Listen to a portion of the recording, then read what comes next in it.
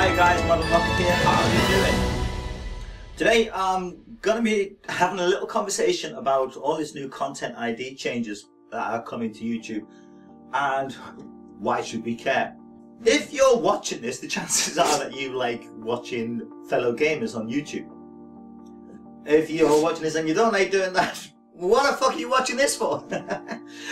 Right, but what's happening is that YouTube are changing the way that they match content on the videos that you see, and because of these changes, gaming channels are finding a lot of their content has what is called a third-party match, and this is where somebody else is claiming that the content that you put on partly belongs to them.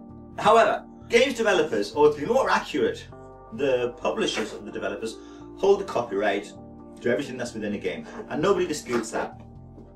However, there's a few things that we kind of need to look at. One is the old mantra from show business, that there's no such thing as bad publicity as long as they spell your name right. And this means that the more sort of content there is out there, so let's take a game at an example, let's say Assassin's Creed.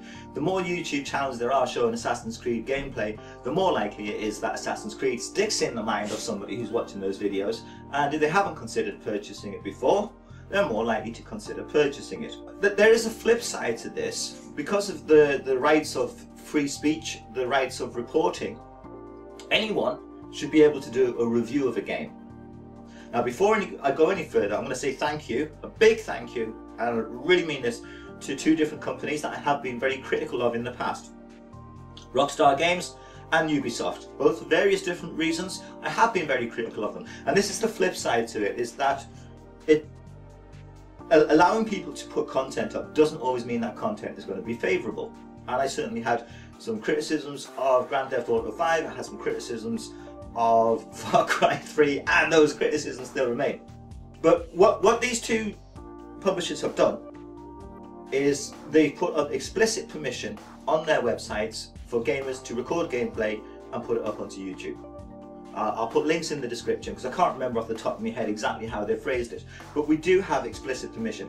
There's a number of companies that have done this, but because I'm mainly playing Grand Theft Auto 5 and Assassin's Creed at the moment, those are the two that kind of matter to me personally the most. I will also put a link to a Let's Play friendly wiki in the description, and if you're interested in this, you can look and see what other gaming publishers give people permission to use their content. But what will the future of YouTube be if gamers stop uploading their content, or we heavily restrict it? So for example, instead of showing me steering a ship in Assassin's Creed 4, I'll be saying, right guys, what I'm doing now is I'm steering. And instead of showing me sort of, you know, scaling stuff, I'll say, and I climb up the ladder like this. So who would such a future benefit? I don't believe it would benefit the games companies themselves. I don't think it would benefit people like yourselves who like to watch gameplay and listen to what other gamers have to say about games on YouTube. Right, I've locked Alfie under the stairs. I haven't, he's sitting over there, he'll probably come across in a minute. What can we do about this then? Well, as sort of content creators, I think for me personally, it will influence my buying decisions. I am not a rich person, I'm quite poor, and I have to think carefully about what games I do buy. And I think one of the future buying decisions I will make is, will this publisher allow me to use it on my YouTube channel? Obviously that isn't something that's going to affect every gamer, but I think a combination of, you know, small channels like myself all the way up to the bigger channels, if we support the developers that are supporting us, and we not so much boycott, but certainly allow our buying decisions to be influenced. If we say, well, we're certainly not going to publish any positive reviews, we're not going to promote your game, we're not going to tell our dozens, hundreds or thousands, or in some cases millions of subscribers, hey guys, you should be playing this game because it's really good fun. So in some respects the ball is in our court, right? I do want to do well on YouTube.